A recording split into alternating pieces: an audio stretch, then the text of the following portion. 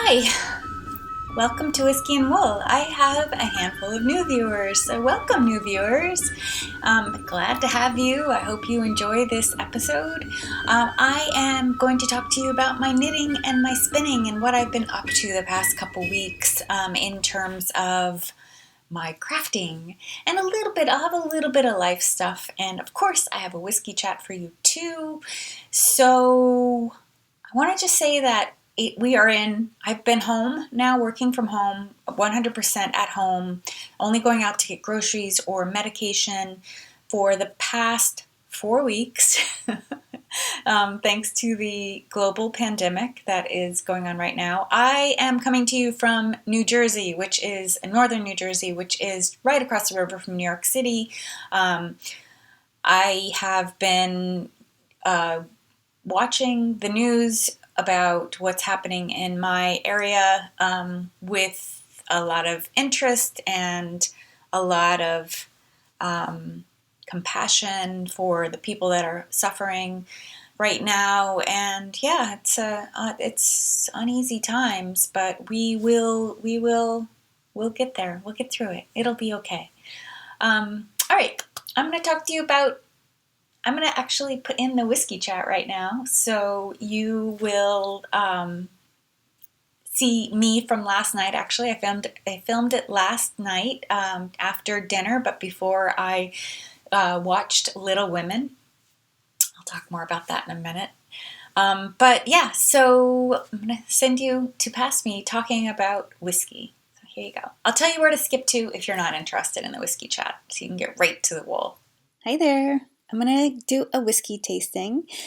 This time around, I have had many people reach out to me and talk about the fact that they have never had whiskey before, and that some of the tastings that I'm doing for you are making them curious. So I thought I would do this week on one that I think is good to start with if you've never had whiskey before. So the one I chose that I'm going to be tasting this week, so not this particular cask, but or this particular type, but this brand is usually quite good for new whiskey drinkers. And this is from my whiskey advent calendar. This is the Balvenie. I love the Balvenie. It's a super drinkable whiskey, and I'll tell you more in a sec. I just want to finish talking about this one. So this one is called the Week of Peat. It's a 14-year. That's the one that I'm going to be tasting today, which I'm so excited about. So let me tell you about why I'm recommending the Balvenie I'm recommending actually the Balvenie 12-year double wood as your first try, your first taste. I find it's a real crowd pleaser. So people that don't or haven't tried Scotch whiskey and are a little bit nervous about drinking Scotch whiskey, especially Americans, especially the US folks who your palate might be more accustomed to like a rum taste or to a bourbon taste even, the Balvenie will taste pretty familiar. So it'll be pretty familiar, especially the Doublewood 12-year. You also might really like the 14-year Caribbean cask. So the Doublewood 12-year spends most of its time in its 12 years, basically, or 11 years, about 11 years and 3 months. It spends in the traditional American oak barrels, but then they put it into Oloroso sherry casks for its finish. So it'll have like those really creamy caramel, vanilla, honey flavors, things that you're used to or accustomed to tasting when you drink bourbon, or if you are a bourbon drinker. So it'll have a little bit of a sweetness that'll be really familiar and tasty, and it will just really be amazing. So that is my recommendation. Will have put a picture of the bottle of the 12-year double wood on screen. The Caribbean cask is also very good and recommended.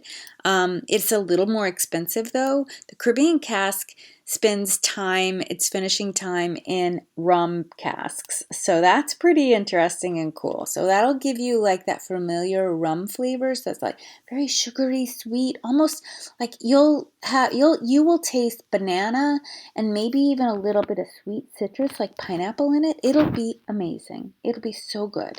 So I definitely recommend that. This one, the Week of Peat, which I have poured in a dram. By the way, if you're also a first-time whiskey drinker, you do not need to have this type of the dram. Any old glass will do as long as it's clean. Some people like dirty glasses, you know. But, a little glass, a little rocks glass, shot glass even. You just need a glass that's big enough to put the pour in and then add a few drops of water. I've also read that first-time whiskey drinkers are recommended to do up to a 70-30 whiskey water split.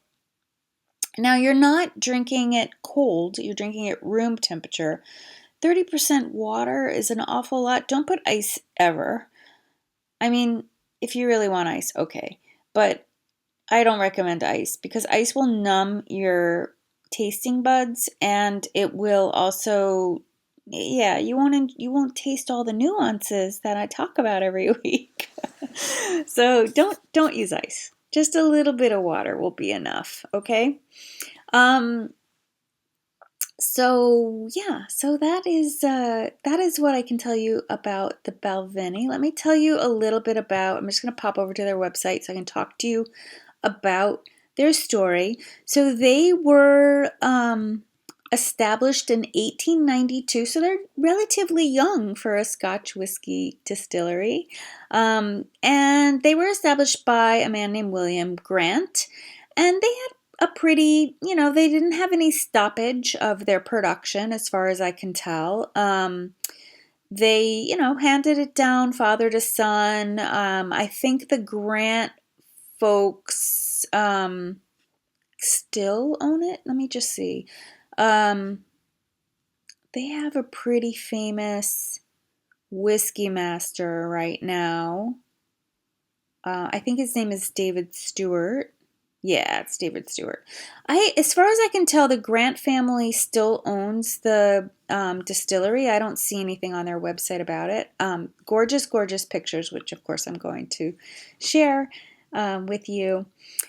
The story of the Week of Peat. Wait, let me jump back over to the website so I can make sure I tell you the right story. As far as I can tell, it sounds like the distillery manager, Ian Miller, took a trip over to Ely, the Isle of Ely, which, if you recall from past tastings, or if this is your first tasting that you've ever watched, Ely is known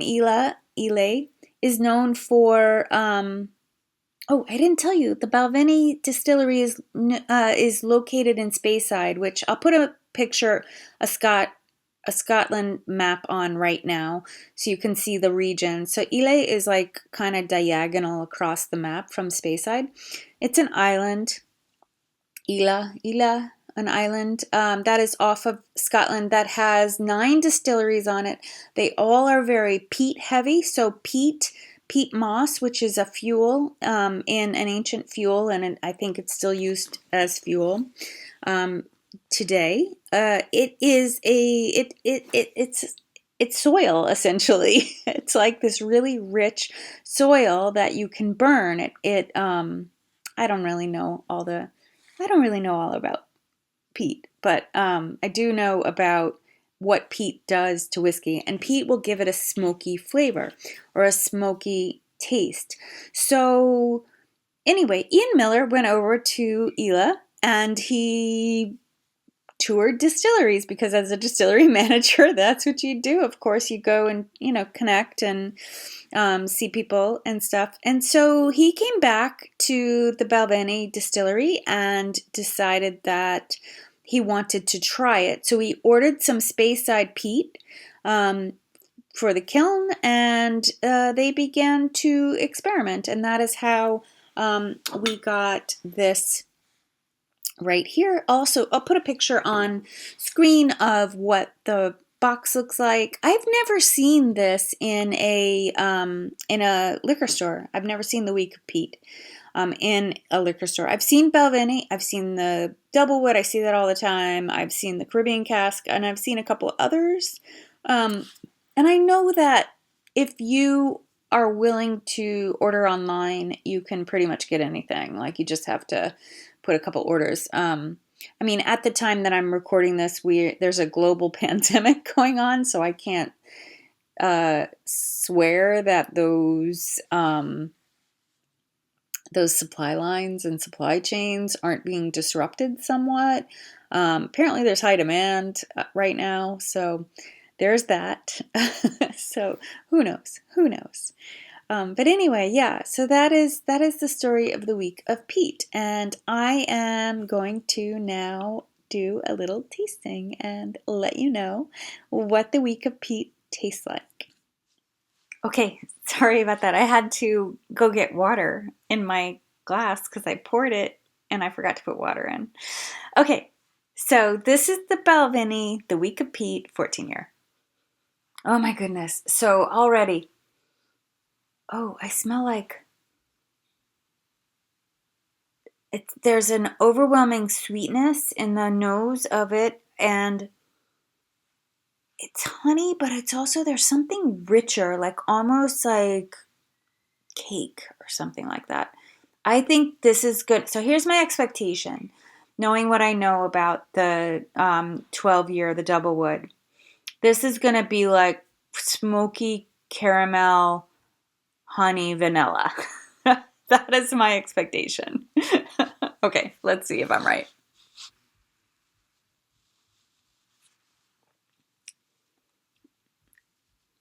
Oh my gosh, it's like an explosion of flavors. I taste something like rich orange. Not the chocolate that you get with Oban. There's no chocolate in this. This is like, ooh, oh my gosh, it's so good. I just got like this aftertaste of, it tastes like orange cake. Like, does that make sense? Like orange, like a cake that's been subtly cooked with orange. Like I can picture the orange cake in my head.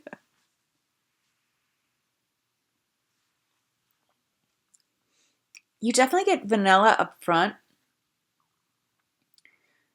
There's smoke, but it's subtle. It's really blended. It's not like the smoke that really hits you with the Lafroig. I'm saying it wrong.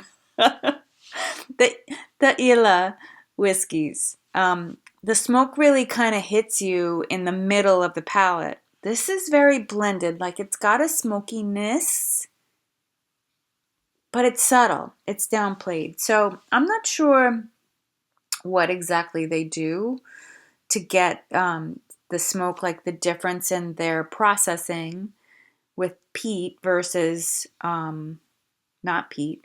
You know, I tell you what I know. I tell you what I can find out. But often distilleries want to keep their recipe secret, and rightly so, because they're trying to preserve a trademark or, their own distinct whiskey. Because if everything tasted the same, if you wanted an overwhelming sameness, then drink blended scotch, because blended scotch will all be the same. Every bottle will be the same.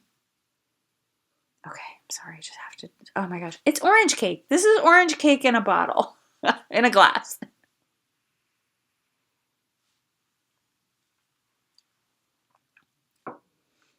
I really like it. I'm gonna have to seek this out.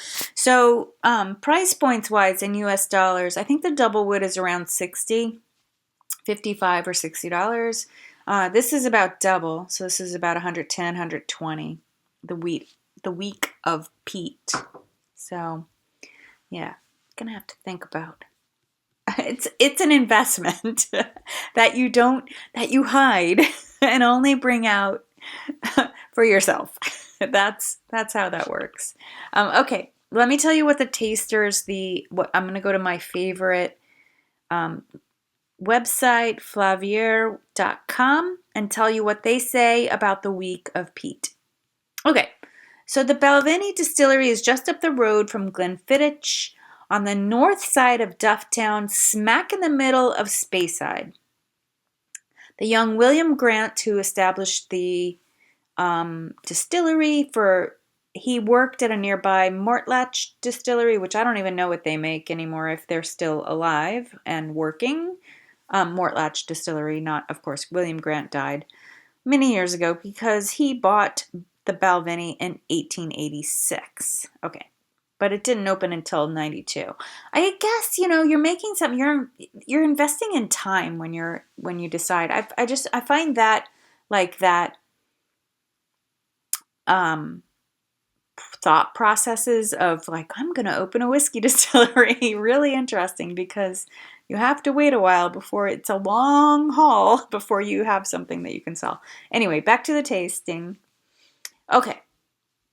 Warm amber appearance and color. Yes, we can see that. It's very pretty. On the nose, you smell peat, but it doesn't bite you. Rather, it mingles. Oh, they're saying apple notes. Okay, orange, yes. Butterscotch. Oh, butterscotch. That's probably what I'm smelling when I was like, there's this complex kind of like cake flavor. So the orange and butterscotch. Okay. The flavors are complex and strong with lemon, orange, and vanilla and toffee making the... Okay, well, there's the orange cake. The finish is medium length and mouth-watering. Okay, here's what the Balvenie Distillery says about it themselves. Gentle, sweet, peat smoke, lighter floral notes, and delicate butterscotch honey.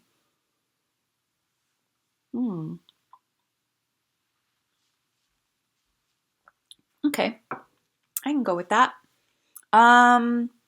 Peat smoke balancing with citrus flavors. So when I was saying orange, that's why. It's like it's intended, like this citrusy flavor. Oaky vanilla, yes, and honey. Gentle smoke with a lingering creamy vanilla sweetness. Okay, now we know. Now we know. The week of Peat. Wait, let me show you the bottle again. The week of Peat. Orange cake in a glass. That's what this is. Orange cake in a glass. And I cannot wait to finish that glass. I hope you enjoyed this little whiskey chat. I hope that it was helpful. There are other whiskeys that are good for first timers, but this is my favorite to share with someone who's never had whiskey before. I'll see you next time. Bye. Okay, you're back. Hope you enjoyed that. I didn't like Little Lemon as much as I thought I would. I thought I was going to love it. I actually think maybe you loved it, and I'm sorry to tell you that I didn't love it, that I didn't agree. I thought it was miscast. Like, I didn't think... I don't know. The lead, Sarose, I think her name is, you pronounce it Sarose, and I don't remember her last name, but whatever. I don't know. I just didn't think she was a good Jo. She just wasn't who I thought of when I thought of Jo. I don't know why. I had trouble with that, but yeah. Anyway, it was okay. I didn't love it. All right, I'm going to jump into wool chat right now. I have a finished object. Wait, before I tell you that, I'll tell you quickly what I'm wearing. I'm wearing the Achikochi sweater, which I have finished quite a while ago. It is a very chilly day out here. We actually had snow flurries yesterday. It was so gloomy and gross out. But today is beautiful and sunny, but very cold. So I wanted to put on something cozy. So I put on my Achikochi, which I will link in my show notes. So if you're interested in seeing more about the sweater, you can see it there. And Martha's wearing a whip, which I'll talk about in a moment. First, let me tell you about my finished object. Sorry, my computer's on the floor, so if I bend down, it's like so that I can see what you're seeing. I realized today, this may have been going on all this time, like sorry for this little tangential thing. This may have been going on all this time, but I have bought a really high-end microphone, and all this time I thought that my microphone was working, but it turns out that when I open the recording app, it defaults back to the internal microphone of the Mac, which is actually pretty good. It's a pretty good quality. And I don't know how to make it use my microphone. And I'm pretty sure I was getting the microphone to work in the past. So I don't know if it's because I've been doing all these Zoom meetings and maybe I don't know. I feel like it's stuck or something. I just couldn't work it out. So I have my computer on the floor, so the microphone is at least centered. Because if I had it up on the surface next to me, every time I turn my head away from it, you wouldn't hear me. Now I can like look in all directions and you could still hear me fine. Okay, that's why I'm bending down occasionally just to see what you're saying. So I wanted to see the camera as I show you my finished object. I finished my Vertices Unite baby blanket. The baby blanket, as opposed to the shawl, is all knit in DK. It uses a little, it's written for 5 colors. You don't quite need a full amount of each color. What I did, I actually used 6 colors. I can tell you now, I couldn't tell you this last time, but I can tell you now, I've knit this for my first grandchild. I'm going to be a grandma. So that was some really happy news that came out this week. So yay! So when I was picking the colors out for this blanket, I had to use orange as the centerpiece because that is the father-to-be, my son's favorite color. So orange had to be color A, and color A is also the border. Is color A the border? Yes. Color A is also the border. And according to the pattern, this is such a cool and fun pattern to knit because you can kind of wing it. And so what I ended up doing actually for the color E, the 5th color, I gathered some worsted and DK weight scraps. So then I was able to use up each of all of these colors, and then I used a 4th shade of blue for the other section that took that color. So that was really fun. It's so satisfying to use up yarn. I also used up every bit of this beautiful neon speckle. It is a fingering weight single ply yarn from Spectrum Fibre that I put on my spinning wheel to practice plying, and I plied it together to make it a DK weight, so I was able to throw it in here. And then I threw in this beautiful pop of yellow. This was supposed to be, I think, the burgundy color that I have instead, and I just threw in I made one section this beautiful yellow. The blanket is so soft. I also used one of the colors. I used up every bit of this baby suri, this melted baby suri that I had. I had a single skein of it from Qing Fibre. So yeah, now that I have shown you, I can mail this off to the parents-to-be for, so they can start seeing what they have for their new little baby. The baby is due in October, so we have a while to go, and that's my first grandbaby, so you're going to be seeing lots of baby knits now. I hope you like that. The fun thing about baby knits is that they knit up very fast. Not blankets, of course, because blankets take a little longer. Though this only took me about 10 days. But baby knits, little baby sweaters, and little baby hats, they you blink and they're done. A couple movies and you're done. So yeah, that is my Vertices Unite baby blanket from pattern by Stephen West, and yeah, he's just genius. I love knitting this. It's because it's modular, so you can kind of make the sections different sizes and stuff. So while I'm on that, I want to just talk to you about another Stephen West pattern. I decided after I did that, it before I go here. I decided that I wanted to make a shawl for the mama-to-be. So for my daughter-in-law. So I decided to make her a Vertices Unite shawl, and it is fingering weight. So I have started it right here. This is the pattern so far. This is the pattern so far. There you go. I am using, she loves blues and purples and teals, like mermaid colors basically, or unicorn colors. So I have so many yarns that are those colors. So I had a fun time pulling together, these are my A and B, pulling together different colors. So this is the cat sandwich fiber.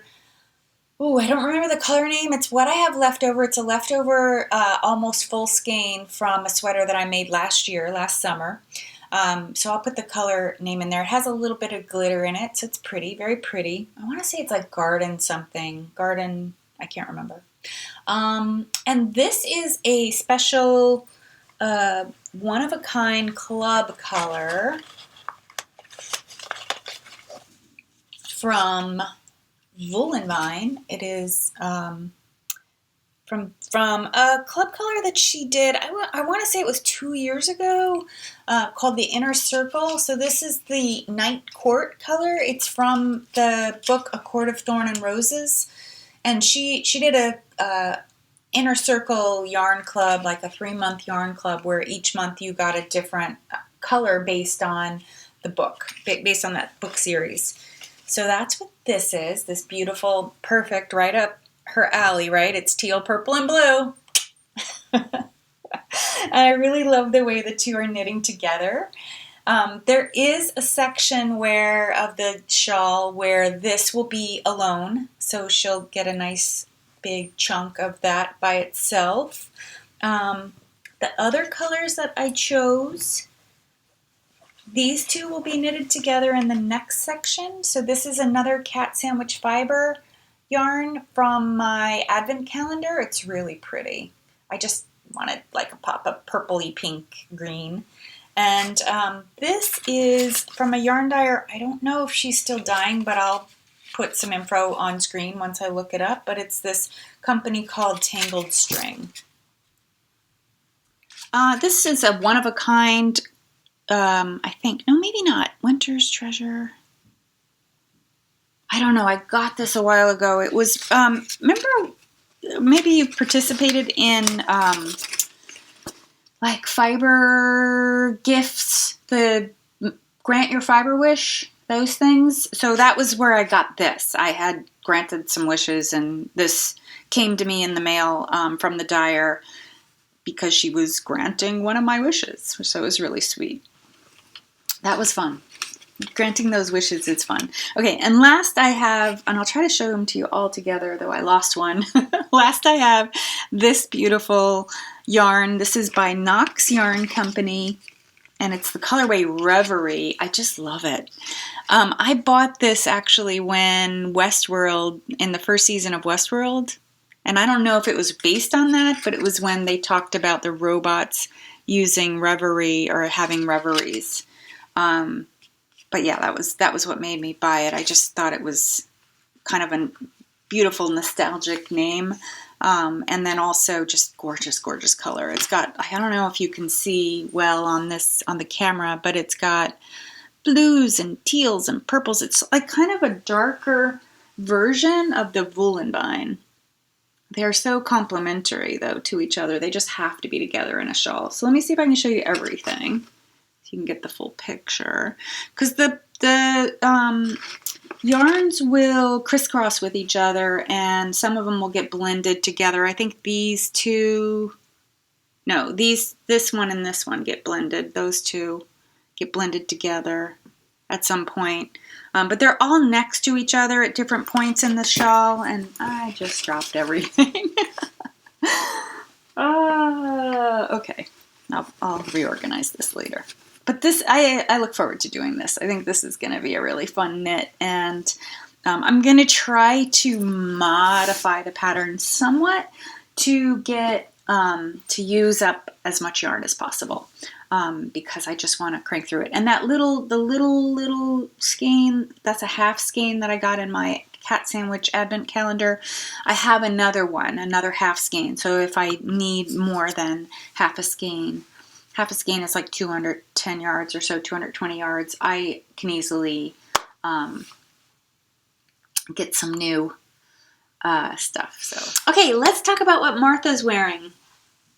Martha is wearing one of my own designs. This is the Rye Layering Tee, the crew neck version. I have made such great progress. Look, she has one sleeve. She has one full sleeve. I'm so happy. Oop, can you see it? There you go. What I did to, I color blocked this. This is 5 full skeins of yarn. The green, I had 3 skeins. The gray, I have 2. I have a fairly significant amount left of each. So this is the gray I have left. I still have one sleeve. You can see that I've knit up to right about where the armhole ends. So I'm in the part where you just knit around and around. So I will be using a little bit more of this, and I have probably about 2/3 of a skein of green left still, which I'll probably end with about half or maybe a little bit more than half of this left. So, well, yeah, I think it's coming along really well. I love the way it's coming out. I can't wait to get it on the blocking mat. And I think the rib knit, I did a 2x1 rib knit for this version, and I think it'll relax and look nice. And I love the colors. I can't wait to wear it. It's perfect for right now. Perfect for right now. This pattern is currently in testing. I think 2 testers have finished, but I'm waiting for another few. So when they make more progress and I get done with this, I'm going to use this for the photo shoot along with the Henley version of this that I have. And then I will probably make its own video to talk about it, like a 10 or 15 minute video to just talk about the pattern and all the options and stuff and give you more details. So, but for now, here's where I'm at. Aren't you proud of me? I made so much progress. I have to say, like, sleeves knit really fast. Once I pushed myself to finish the body, I cast on the sleeve, the first sleeve, and I was done in a couple nights. So, and this I did all this morning, the top down, from the sleeve cap. I did the whole sleeve cap part all this morning. So I might even finish this by tomorrow. That would be amazing. I would be so happy. Or at least maybe Monday or Tuesday, working on it, in between, in the evenings and whatever, in my free time. So yeah, I could have this done, and then I can do a photo shoot and start doing the pattern layout and just wait for the testers to finish. And hopefully I'll be publishing this by the beginning of May. End of April, beginning of May. Yeah, this is middle April already. Pretty much. Okay. What else have I been working on? Okay, so sleeves go fast unless they're full color work. So I'll show you quickly. Oh, I didn't tell you this yarn. This is Plucky Knitter Sport, her Primo Sport. That's what that is.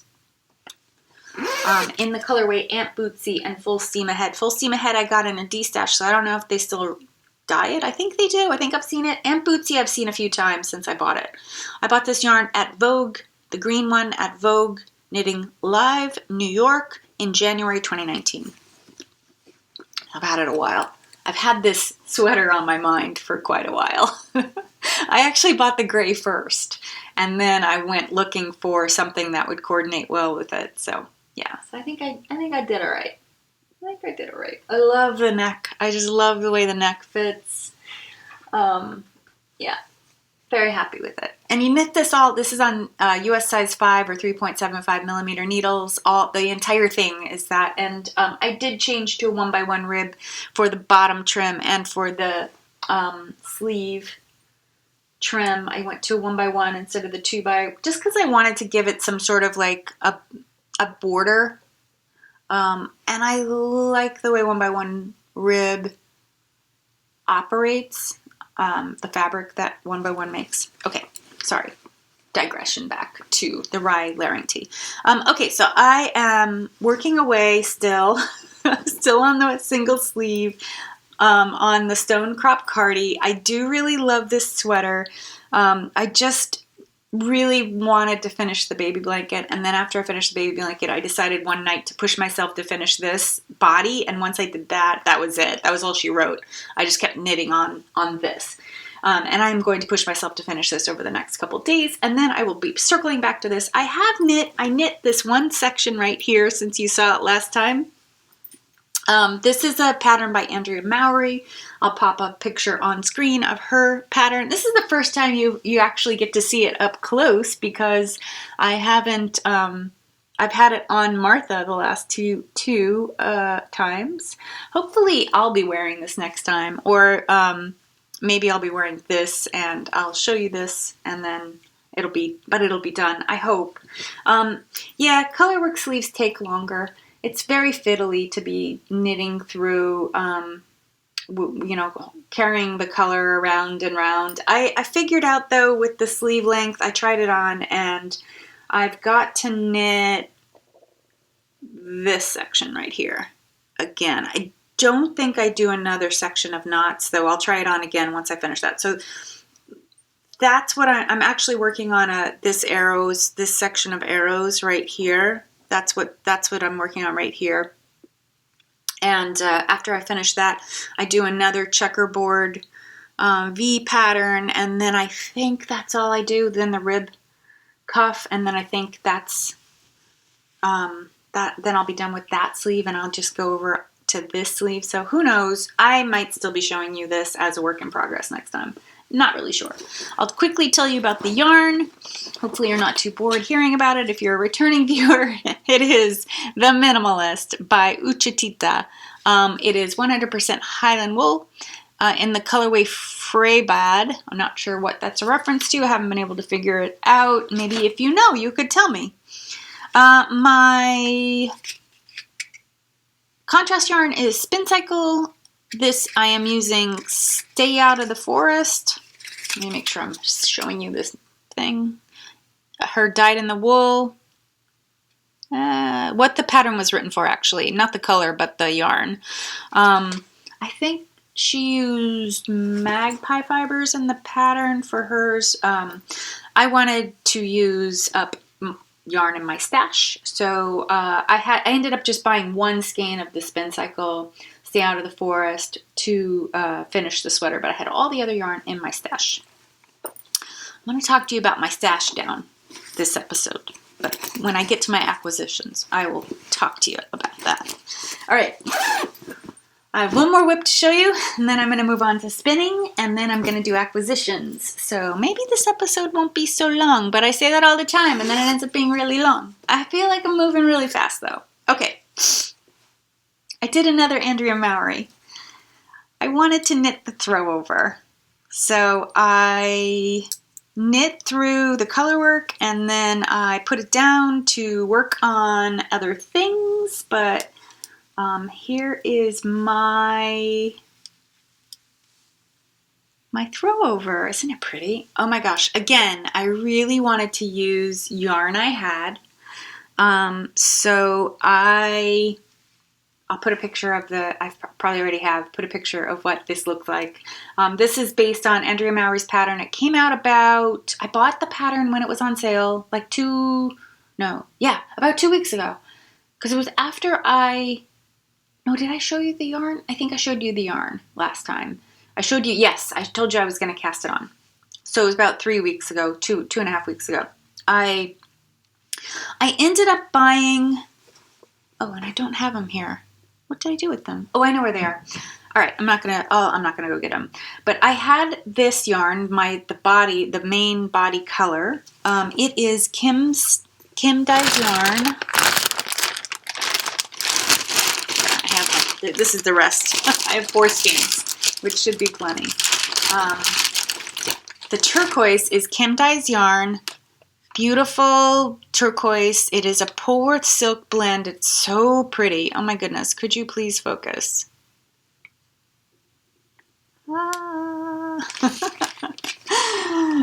She calls her yarn bases by, I think they're usually foods. So this is a shortbread DK in the colorway Robin's Egg, 8515 Polworth silk, DK weight yarn. It's a lot of yardage, 331 yards of DK is really substantial and nice, which is why I only needed 4 skeins. So I had those 4 skeins. I had bought those also in January 19 Vogue Knitting Live. I bought from Kim this time in January 20, I bought Fibre because I had learned to spin in 2019. So that's the beautiful blue that you're seeing. And my Spincycle yarns are Verba Volant, Deep Bump is this green, and then this Rust to Blue, which I'm so happy it went to the navy blue. Oh, love it. That is Shades of the Earth. I think it's Shades of the Earth, not Shades of Earth. So those are my 3 colors. I really love how like 70s vibe this is. Like pastels with earth tones are just very 70s to me. So I really, really love it. Very happy with this. I need to finish this or I'm not going to be able to wear it this year or this spring because it's going to quickly get warm. It's very, very cold right now, but in about another month, it's going to be probably too hot to wear this. So this will be something that I will be making a lot of progress on, I think, in the next couple weeks. All right. Those are my knitting whips. I don't have any finished skeins of yarn this time around because if you remember last time, I talked to you about this beautiful fiber, Ostara, from Stitch Together Studios, or if you're new and you didn't watch my other episode, that's fine too. So this is this gorgeous mix blend of pastels and deep purple, and there's like pops of neon in here, like neon orange and some like acid yellow. Yeah, so this has been a fun spin. I bought 3 bags of 3 ounces, so 9 ounces of it. I decided to show you what it looks like spun. I decided to make all 6 bobbins and then do the plying afterwards. So this is what they look like on the bobbins. These are single plies. So I'm going to make 3 skeins of 2-ply, 3 2-ply skeins. That should be heavy fingering / maybe sport. I'm not sure. So this is an interesting spin, actually. Like this has been a little bit of a challenge for me, actually. A challenge spinning wise because it is 3 different fleeces. It is merino, targhee, and mohair. And these little, you can see there's a mohair coil right there. Transitioning between the fleece to the mohair has been a little challenging. I haven't been getting that much breakage, but I am getting a lot more thick and thin. The mohair is really slippery, so I mean, I'm going to be very interested in seeing how this knits up because I originally thought I would make one of these, maybe sleeveless or short sleeve for springtime because it's such a beautiful colors. But I'm a little concerned that with the mohair it might be a little bit too warm for springtime wear. It turns out I actually have a lot of novelty sweaters. So this is like a workhorse pattern. Like this pattern. I already have 3 other ones planned for when this is done. Because it's such an easy to wear, versatile pattern. Very simple. You can do a button, you can do a crew neck. Maybe I'll design and write in a V-neck version at some point. I don't know when, but you can do all different sleeve lengths. You can do short sleeves, sleeveless, long sleeves, wherever you want. I think one of my testers did elbow sleeves, or maybe, I think it's elbow. So yeah, it's a workhorse pattern, I would say. But I would say something like the As If Tee or some other patterns. A lot of the knitting that I've done ends up being novelty knits, like what I would consider novelty knits, which are fun and cool, but I don't want to wear them every day. So I'm really trying to make things that I want to wear more frequently, like that I want to wear every day, and I'm trying to steer clear of the more novelty knits. So why am I telling you that? Because I'm hoping that this yarn isn't going to end up being a novelty knit because I just don't wear them very much, and I hate to put all that work into something and then never or rarely wear it. I have to be in the mood for my novelty knits.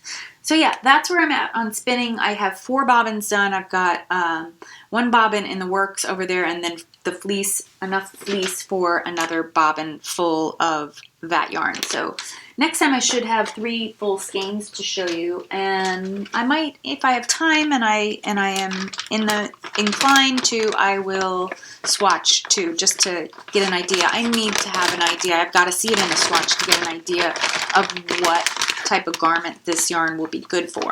I'm very curious to see how that goes. Because it's been so challenging doing this mixture, this blending of fleece, I think I'm going to take a break from actually working on the other 3 skeins of the Fibre Advent Calendar that I was spinning. So like 2 episodes back, I talked about, maybe even 3 episodes back, I talked about a Fibre Advent. I'll put on screen what episode that was, but I talked about a Fibre Advent Calendar that I had gotten this past year at holiday time, at Christmas time, and I got enough fleece fiber to make 5 skeins, actually 6 because I didn't put in the full braid, and I decided to blend them. So those were, I grouped them by color scheme, colorway. Actually, there's one on the, you can see just over Martha's hip there. There's a skein sitting on the bed. I had left them out because I want to see how all 5 of them look together. It's a lot of blending, and I'm sort of like blended out on working on this spin now. So I think I'm going to palette cleanse with a fiber braid that I have. That's just all one thing, just to have a nice, easy spin. So I probably will have that done too. Spinning has like saved my brain. I talked about this in the last episode. I get up in the morning and just get on my spinning wheel and start spinning just to get my thoughts together before I start my workday. And just to help my brain wake up and like help me think about all the things that I need to do that day. And it helps me when I need to compose a report or an email or a proposal or whatever it is I'm working on. I can think through what I want to say while I'm spinning. So it's been really nice. I've been spinning a lot. You wouldn't know since I don't have a lot to show, but well, I don't know, 4 bobbins, 4.5 bobbins. That's a lot. So yeah, I should be able to do those. Plying is a little more boring to me, but I think this will be fun to ply too. Be interesting to see how it blooms too after it plies, how the yarn blooms in the soak. All right, enough about that. I'm going to show you my acquisitions. I do have some fleece acquisitions. I've been really feeling compassion for the small businesses that are struggling right now. So I have bought more fleece and more stuff than I normally would. So I first want to share with you yarn I bought. Oh my gosh, I love this. I love this. I absolutely adore Jill Draper, and I don't knit enough with her yarn. So I bought myself a sweater's quantity of her newest, it's about a year old, it's called Ansil. It is 100% superfine merino, non-superwash. It is so sheepy and gorgeous. I'm going to think about what to make with this. I don't know what I want to make with this. This is Sapphire number 2. The way she dyed these, she over-dyed natural bases that were shades of gray, so very pale through dark, and using the same dye colors or dye blend, she dyed all 3 of those bases in every color. So when you look at her website, you'll see when you get to this color, for example, this is in the middle, this is number 2. So there's a 1, 2, and 3. 1 being the lightest, 2 being mid-tone, and 3 being the darkest. So each color, you could buy a gradient, like it would be so pretty. I didn't buy a gradient. Instead, I bought 3 of all the same because I just fell in love with this gorgeous sapphire blue. Isn't it so beautiful? No idea what I'm going to make. I just felt for her. She posted that she was really struggling, and I really just wanted to support her because, yeah, I need her to stay around because I love her yarn so much. She's one of the good ones. She's been in business a very long time. She makes beautiful yarn. She supports a lot of small farms with her yarn. And yeah, I just really love her. She needs to stay.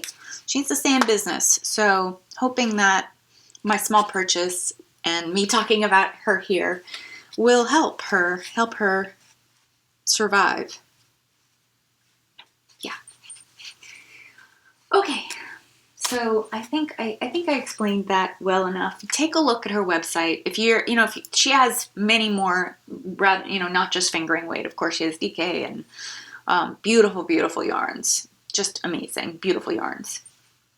The cool thing about her when she dyes her colors is she only uses red, yellow, and blue dyes to make all the other colors. So the colors she comes out with are so vibrant. They're so pretty. Okay, so another small maker who I adore, Green Goat Ranch, Sarah of Green Goat Ranch, was having a fiber sale. She had posted fiber for sale because there was a fiber show that she had been planning to attend, Allentown, PA, fiber show, and it got canceled like so many others. And so she posted all of her fiber and fleece on a virtual fiber market last weekend. And I bought this one, which, I realized that this doesn't have there's no name for this one. This is a mohair blend. I shouldn't say that. I actually think the fiber prep for these are quite different from the fiber prep of the Stitch Together Studio ones that I'm using, but there is mohair in here. I'm gonna have to look up what this is now. I know this has mohair. I think the yellow is the mohair, and I think it's also merino, and I think I can see that there is some sparkle in there. I think you can too. And I bought 4 ounces. I think this is 4 ounces of this. Just because I thought this would be a really cool poppy color in some future knit, maybe? I don't know. Maybe, I don't know. Probably not. And then I also bought this little batling. I bought 2 of these. These are called Fairy Godmother because ever since I knit my niece a cat sandwich fiber blue and pink blend, I've been obsessed. So when I saw this, I was like, yeah, I want that. Because maybe I'm going to be some little baby's fairy godmother or fairy grandmother soon.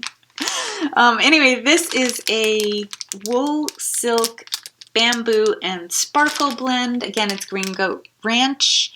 Green Goat Ranch is actually where I learned how to spin. I took a class at Green Goat Ranch with Alex Creates, and he taught me how to drop spindle. I didn't do very well while I was there, but I went home and practiced and bought a spinning wheel, and the rest is, yeah, that's that. That's that. Now I'm a spinner. Oh, one last acquisition, and this is baby related. My son and daughter-in-law requested a Baby Yoda knit hat. They were going to buy one, and I said, no, I'll make you one. So I bought from the Crafty Jackalope.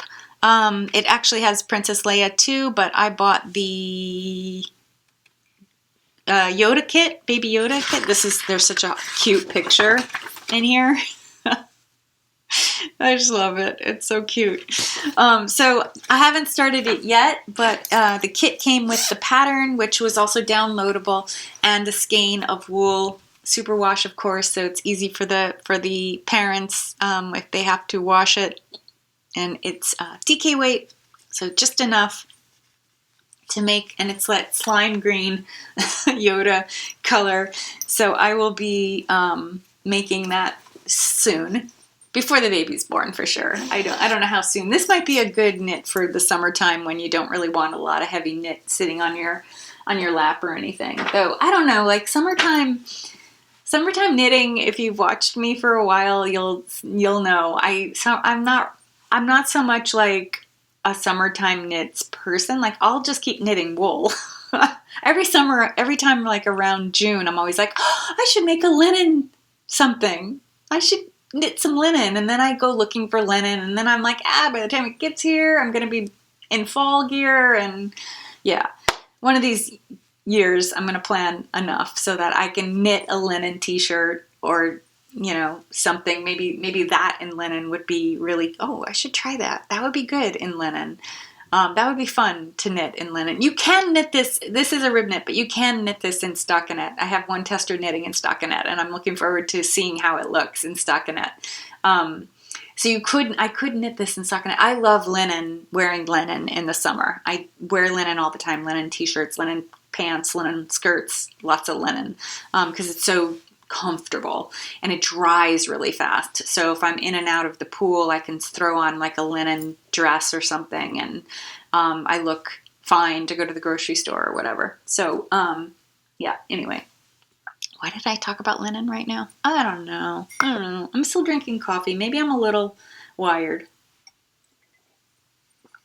Drinking my coffee. Little Hampshire College. One of my sons went to Hampshire. I love Hampshire. I hope they survive. They're another. Please just survive. I was going to talk. I'm sorry. I lost my train of thought there. I was going to talk to you about stash down. So if you've been watching me since the beginning of the year, you know that I had intended to knit from my stash and not buy a lot. But this pandemic just tugged at my heartstrings, and I have been buying some. I think I'm still okay though. I was checking out my yarn counter, so I downloaded a yarn counter. Well, a counter app that's really, I think, meant for other things, but I used it for yarn. I set it up. I'd seen someone's on Instagram, so I just kind of copied what they did. This is I'll just show you the app real fast. This is what the app looks like. I have different categories. You also have to make it in like you have to pick the colors if you want to make it in rainbow. You could do any colors that you want. It's an app that's just called Counter. Yeah, it's just called Counters, maybe with an S. So stash down. My intention was to knit from my stash and only buy skeins that were for a specific project. So I haven't been following that, but I still think I'm doing okay because I have used since January 1st, 30 skeins, and I purchased 20. So I'm doing better, right? Stash down is happening. It's just in a smaller increment. But if I throw in what I've spun, and it's going to jump after I finish these 3, I have spun 8 skeins, but that's from Fibre that I already had. So that, I don't know if I can really count those. And I think this 20 includes these 3. I have bought I've made a couple other purchases. I pre-ordered from Stranded Dye Works her gorgeous wash your hands, don't touch your face. She did pre-orders yesterday. Friday the 10th. She's doing more pre-orders. She'll be selling this color for a while. It sold out completely. I bought some sport weight ones so I could do a tank top version of this because this is a sport weight pattern. Though you could do fingering weight if you do the gauge adjustment that I talk about in my gauge adjustment video. Yeah, so I'm still doing okay. I'm not doing as well as I thought I would, but I have been using up some old stash, and when I finish the 3 sweaters that I talked about as whips, this is 5 skeins. The Stonecrop is 5 skeins too.